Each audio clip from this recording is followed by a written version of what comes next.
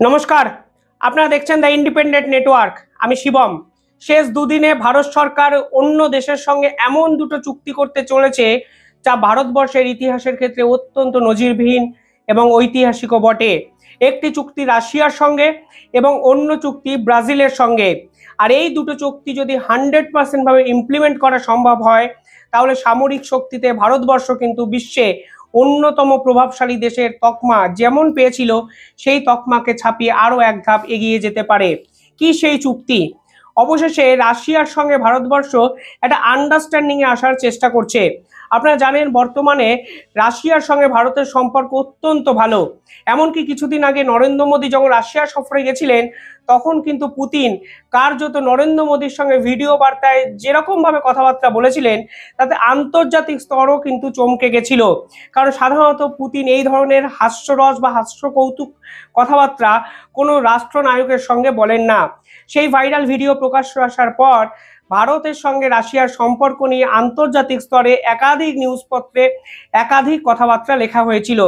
আর এবার রাশিয়া ভারতকে যেরকম অফার করলো, তা নিঃসন্দেহে ভারতের যে এয়ারফোর্স, ভারতের যে সামরিক শক্তি, তার শক্তি বৃদ্ধি করতে অনেক গুণ সাহায্য করবে বলে আমার ব্যক্তিগতভাবে মনে হয়। রাশিয়া এবার সরাসরি ভারতকে 5th জেনারেশন ফাইটার জেট সুকয় 57 এটি কেনার একটা অফিসিয়াল রিকোয়েস্ট তারা করলো, এবং তারা বলল তারা ভারতকেই একমাত্র এই ধরনের air fighter jet 5th generation fighter jet দিতে চায়। আপনারা জানেন চায়না যেখানে 200টার বেশি fighter jet 5th generation fighter jet বানিয়ে নিয়েছে, ঠিক সেখানে ভারতের ঝুলিতে কিন্তু অনেকটা চায়নার থেকে কম এয়ার জেট আছে। আর সেই প্রেক্ষাপটে দাঁড়িয়ে রাশিয়া চাইছে ভারতকে সামরিক শক্তিতে শক্তিশালী করে তুলতে। তারা সুখোই A57 এর আগেও ভারতকে কিন্তু অফার করেছিল, কিন্তু যে কোনো কারণেই হোক সেই চুক্তিটা কার্যকরী হয়নি।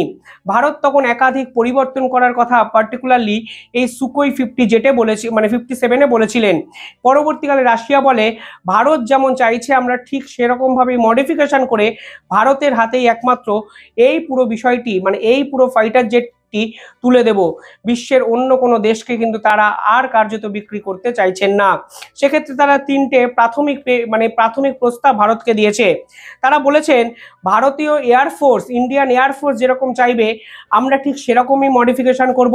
দ্বিতীয়ত তারা বলেছে আমরা এর দামে কিন্তু বিপুল আকারে ডিসকাউন্ট দিতে রাজি আছি, তবে দামের অঙ্ক এখনো কিন্তু প্রকাশ্যে আসেনি। তৃতীয়ত তারা বলেছে ভারত চাইলে ইন্ডিয়ান রুপিতে অর্থাৎ ভারতীয় মুদ্রায় এই পুরো টাকাটা তারা দিতে পারে। এই ধরনের 5th জেনারেশন এয়ার জেট বা এই ধরনের শক্তিশালী বিমান এর আগে রাশিয়ার কাছে ছিল, যা সুকোই F57 যেটা ভারতকে তারা দিতে চাইছে। চাইনিজের কাছে ছিল চাইনিজ চেঙ্গুন J-20, এই ধরনের শক্তিশালী বিমান তাদের কাছে ছিল। পরবর্তীকালে আমেরিকার কাছেও কিন্তু F-35 এই ধরনের 5th জেনারেশন ফাইটার জেট ছিল। আর এবার যদি ভারতবর্ষের কাছে এই ধরনের এয়ার জেট রাশিয়া তুলে দেয়, তাহলে কিন্তু নিঃসন্দেহে এই প্রভাবশালী সামরিক শক্তির তালিকায় ভারতবর্ষ কিন্তু অনেকটা উপরে চলে আসবে। চায়না কিন্তু ইতিমধ্যেই G-20 এই যে ফাইটার জেটকে মডিফাই করার কাজ শুরু করে দিয়েছে, এবং বর্তমানে চায়নার কাছে 200টির বেশি J-20 ফাইটার জেট আছে। ফলে নিঃসন্দেহে ভারতের যে বিভিন্ন প্রতিবেশী দেশের ট্রেড, যা পাকিস্তান চায়নার মতো শক্তিশালী সামরিক শক্তিতে বলীয়ান দেশ যেভাবে ভারতকে ট্রেড করে, ঠিক সেই প্রেক্ষাপটে দাঁড়িয়ে রাশিয়া যেভাবে ভারতকে সাহায্য করতে চাইছে, তা অত্যন্ত জিওপলিটিক্যাল সিনারিওতে তাৎপর্যপূর্ণ। আর এখন আমার ব্যক্তিগতভাবে মনে হয় ভারতকে কিন্তু এই রকম পাকিস্তান বা চায়নার পাশাপাশি বাংলাদেশকে নিয়েও ভাবতে হবে, কারণ বাংলাদেশকে কিন্তু পিছন থেকে মদদ দেওয়ার বিভিন্ন দেশ কিন্তু পৃথিবীতে তৈরি হতে শুরু করেছে। নিজের পক্ষে চায়না বা পাকিস্তানি বাংলাদেশকে ভারতের বিপক্ষে লাগিয়ে ভারতকে অশান্ত করে রাখার চেষ্টা কিন্তু করতে পারে পরবর্তীকালে। ফলে এই যে ত্রিমুখী প্রতিবেশী দেশের সঙ্গে লড়াই, সেটা মোকাবিলা করতে রাশিয়া যেভাবে ভারতের পাশে এসে দাঁড়ালো, তার নিঃসন্দেহে কিন্তু ঐতিহাসিক। ভারতের কাছে বর্তমানে যে ফাইটার জেটগুলো আছে, যেমন ধরো জাগুয়ার, মিরাজ 2000S, MiG-29S, তারা কিন্তু সময়ের সঙ্গে সঙ্গে একটু পুরনো হয়ে গেছে। ফলে এই fighter jet 5th generation generation fighter jet কিন্তু এগুলো সে অর্থে ওই রকমভাবে মডিফিকেশন করা এদেরকে সম্ভব হয়নি। ফলে আধুনিক সময় দাঁড়িয়ে এই ধরনের সুকোই মানে 57 নিঃসন্দেহে একটা গুরুত্বপূর্ণ উইপেন বা অস্ত্র হতে পারে ভারতের কাছে। অ্যাকচুয়ালি এটা হলো এক ঐতিহাসিক চুক্তি। আমি প্রথমেই যেটা আপনাদের বললাম, 17 বছর আগে ভারত এবং রাশিয়া একটি ডিল করেছিল। সেই ডিলে বলা হয়েছিল ভারত এবং রাশিয়া একসঙ্গে মিলে 5th জেনারেশন ফাইটার জেট কিন্তু তৈরি করবে। সেক্ষেত্রে এটাও বলা হয়েছিল যে ভারতবর্ষ কিন্তু ফিনান্সিয়াল দিক থেকে রাশিয়াকে সাপোর্ট করবে এবং এভিয়েশনের দিকটা রাশিয়া দেখে নেবে। পরবর্তীকালে কিছু একটা বিষয় এই চুক্তিটা কিন্তু আর কন্টিনিউ করা সম্ভব হয়নি।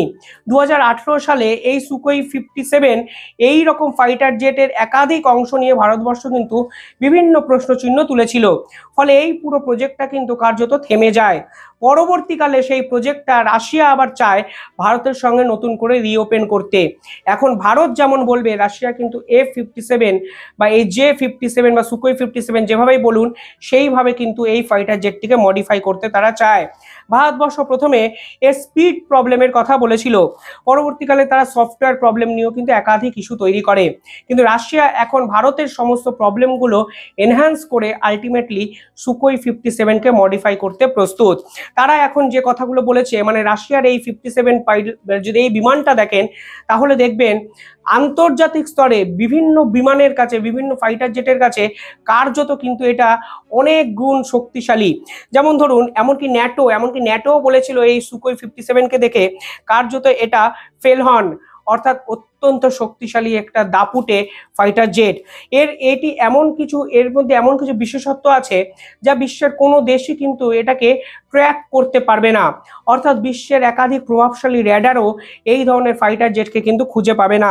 পাশাপাশি এটি কিন্তু ফাস্টার দ্যান সাউন্ড, অর্থাৎ শব্দের থেকেও দ্রুতগতি ফাইটার জেট কিন্তু এই সুকোই 57।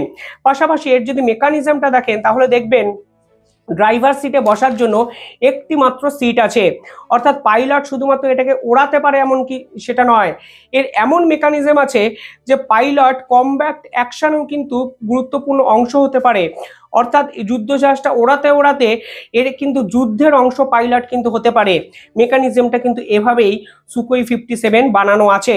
পরবর্তীকালে ভারত যেরকম বলেছিল, রাশিয়া বলেছে ভারতের মতো করে এই পুরো বিষয়টা নতুন করে মডিফিকেশন করা হয়েছে।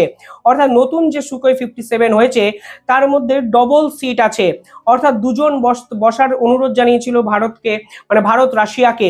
রাশিয়া কিন্তু সেটা মেনে নেয়। পরবর্তীকালে এর মধ্যে 11 টন থ্রাস্ট এই ক্যাপাবিলিটি কিন্তু যুক্ত করা হয়েছে। পাশাপাশি 17.5 টন উইথ আফটার বার্নার্স, অর্থাৎ একবার যদি আকাশে উড়ে যায় তাহলে এর থ্রাস্টের পরিমাণ কিন্তু বেড়ে যাবে 17.5 টন। নিঃসন্দেহে বিশ্বের অন্যতম প্রভাবশালী যতগুলো ফাইটার জেট আছে তার থেকে অনেক গুণ শক্তিশালী হয়ে যায় এই সুকোই 57। পরবর্তীকালে এর মধ্যে আছে সুপার ক্রুজেন স্পিড, অর্থাৎ সাউন্ডের থেকেও জোরে দৌড়াতে পারে পার্টিকুলারলি এই ফাইটার জেট। 1.6 মাক স্পিড এর ভিতরে কিন্তু ইনস্টল করা আছে। অর্থাৎ এই সফটওয়্যারও ভারতের কথা শুনে এক ঝটকায় কিন্তু আপডেট করে দিয়েছে রাশিয়া। এক্ষেত্রে রাশিয়ার দৃষ্টিভঙ্গিটা ক্রমশ প্রকাশ্য যে তারা ভারতের সঙ্গে সম্পর্ক ভালো করতে চায়, ভারতকে সামরিক শক্তিতে সাহায্য করতে চায় এবং ভারতের সঙ্গে ব্যবসায়ী সম্পর্ক দীর্ঘমেয়াদী করতে চায়। অর্থাৎ নরেন্দ্র মোদীর এই রাশিয়া সফরের পর এই ধরনের ঐতিহাসিক চুক্তি শিলমোহর অফিসিয়ালি এবার কিন্তু রাশিয়া প্রকাশ করলো। তারা এটাও বলল এই ধরনের সুকোই 57 বিমান তারা প্রথমে ব্যবহার করেছিল সিরিয়ায়, পরে ইউক্রেনের সঙ্গে রাশিয়ায় যুদ্ধ কিন্তু এই সুকোই 57 বিমান কিন্তু ফাইটার জেট কিন্তু তারা ব্যবহার করে। ফলে নিঃসন্দেহে এটা হলো টেস্টেড একটি ফাইটার জেট, এটা যুদ্ধক্ষেত্রে ব্যবহৃত হয়েছে। শুধুমাত্র পার্থক্য এটাই, ভারত যেরকম বলেছিল এখন এই ফাইটার জেটটিকে মডিফিকেশন করে আরও শক্তিশালী করে ভারতের পছন্দ মতো করে তোলা হয়েছে। এখন এই ফাইটার জেট যখন ভারতকে তারা বিক্রি করতে চায়, তারা বলেছে তারা আগের থেকে অনেক কস্ট কাট করতে চায় এবং ইন্ডিয়ান রুপিতে তারা পেমেন্ট নিতে প্রস্তুত। অর্থাৎ যেন তেন প্রকারে ভারতের সঙ্গে এই ধরনের সামরিক ডিল কিন্তু করতে চাইছে রাশিয়া, যা ভারতবর্ষের ক্ষেত্রে অত্যন্ত গুরুত্বপূর্ণ। দেখুন এখন বর্তমানে সমস্যা কি হতে পারে, সমস্যা ভারতের সামরিক শক্তির সমস্যা একটাই, ভারতে যেরকম জাগুয়ার মিগ এরা আছে এদের একটু বয়স হয়ে গেছে, এজিং সমস্যা হতে পারে। এরা 5th জেনারেশনের যেরকম ফাইটার জেট যেভাবে এরা স্পিড অনুযায়ী কাজ করে, এই ধরনের সামরিক অস্ত্র কিন্তু সেভাবে কাজ করতে পারে না। ফলে এই ধরনের ডিল কিন্তু অত্যন্ত গুরুত্বপূর্ণ একটি ডিল। পাশাপাশি চায়না, পাকিস্তান, বাংলাদেশ, বিশেষ করে চায়নার কাছে যেভাবে J-20 পাশাপাশি J-35 ফাইটার জেট আছে, ওরা যেভাবে ডেভেলপ করেছে, ঠিক সেই দৃষ্টিভঙ্গিতে দাঁড়িয়ে, সেই প্রেক্ষাপটে দাঁড়িয়ে ভারতের কাছে কিন্তু এই ধরনের চুক্তি ঐতিহাসিক এবং নজিরবিহীনও বটে। কিন্তু অনেকে বলছেন এই ফাইটার জেটের দাম অত্যন্ত বেশি, ফলে ভারতবর্ষের কিন্তু অত্যন্ত বুঝে শুনে এগোনো উচিত। কিন্তু দেখুন বর্তমান বিশ্বের যে অবস্থা, যেভাবে মধ্যপ্রাচ্যে একাধিক দেশ যুদ্ধে লিপ্ত, ঠিক সেখানে সামরিক শক্তিতে বলিয়ান হওয়া ছাড়া ভারতবর্ষের কাছে কিন্তু অন্য রাস্তা নেই। আর ঠিক সেখানে দাঁড়িয়ে নিজস্ব টেকনোলজি প্রয়োগ করে ভারতবর্ষকে যেভাবে রাশিয়া সাহায্য করতে চাইছে, তা নিঃসন্দেহে ভারতবর্ষের সাথে রাশিয়ার ভবিষ্যতের সম্পর্ককেও কিন্তু সুস্থিত করতে পারে। কিছুদিন আগে ব্রাজিলে কিন্তু ভারতের একাধিক কূটনীতিবিদরা গিয়ে পৌঁছান। শুধু কূটনীতিবিদরা নয়, যখন তারা গেছিলেন তখন ভারত থেকে তারা তেজাস, আকাশ সিস্টেম, ব্রহ্মস বিভিন্ন ক্ষেত্রে কিন্তু তারা মানে ব্রাজিলে গিয়ে পৌঁছেছিলেন। উল্লেখ্য একটাই, তারা ব্রাজিল এবং ভারতের মধ্যে সামরিক চুক্তি করা। এবং আপনারা জেনে অবাক হবেন, ব্রাজিলই বিশ্বের এমন একটা প্রথম দেশ বলা চলে যারা ভারতের থেকে কিন্তু তেজাস এই বিমান মানে এই শক্তিশালী যুদ্ধ বিমানটি কিনতে চলেছে, যা ভারতবর্ষেও শুধুমাত্র অর্থনৈতিকভাবে শক্তিশালী হবে তাই নয়, ব্রিক্স কান্ট্রিতে ভারতের ডমিনেশনও কিন্তু বাড়বে। পাশাপাশি ব্রাজিল ভারতে এসে C-390 এই রকম যুদ্ধ বিমান কিন্তু বানানোর প্রস্তুতি নিচ্ছে। ঠিক যেরকম ভাবে কিছুদিন আগে স্পেন ভারতে C-295 অর্থাৎ C-295 এই রকম ফাইটার জেট বানানোর একটা প্রস্তুতি নিয়েছিল। অর্থাৎ এই সকল দেশ এখন ভারতে আসবে, ভারতে কোম্পানি বানাবে, তারা made in India product Bharat থেকেই তৈরি করবে।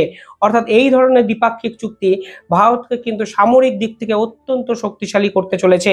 পাশাপাশি ব্রাজিলের কমান্ডার লেভেলের কিছু লোক কিছুদিন আগে কিন্তু ভারতবর্ষে এসেছিলেন। অর্থাৎ তারা এসে ভারতের কূটনীতিবিদদের সঙ্গে কথাবার্তা বলে ভবিষ্যতে ব্রাজিলের সঙ্গে ভারতের যে সামরিক শক্তি, সামরিক চুক্তি, তা কিন্তু অত্যন্ত শক্তিশালী করতে চায়। 2025 সালে ভারতবর্ষে ব্রাজিলের প্রেসিডেন্ট আসবে, আর সেই প্রেসিডেন্ট আসার পরে এই ধরনের চুক্তির অফিসিয়াল ঘোষণা হবে বলে একাধিক সংবাদপত্র মাধ্যমে কিন্তু মানে খবর প্রকাশিত হয়েছে।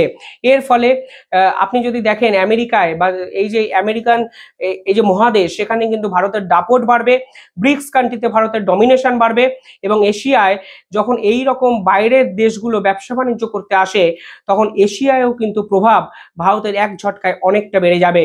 তবে এই সামরিক দুই চুক্তি, একটি রাশিয়ার সঙ্গে একটি ব্রাজিলের সঙ্গে, আমাদের যত প্রতিবেশী দেশ আছে তাদেরকে ঘুম কেড়ে নিতে বাধ্য। শুধুমাত্র ইকোনমিক্যাল বেনিফিট এই চুক্তিগুলো করবে সেটা নয়, সামরিক দিক থেকে ভারতকে কিন্তু এশিয়ার বিভিন্ন প্রতিবেশী দেশের থেকে এক ঝটকায় কয়েক গুণ উপরে নিয়ে যেতে পারে। আপনারা কি ভাবছেন কমেন্টে জানাবেন। ভিডিওটি ভালো লাগলে একটু সাবস্ক্রাইব করে দেবেন আমাদের চ্যানেল, এবং ভিডিওটি ভালো লাগলে একটু লাইক করবেন। ধন্যবাদ।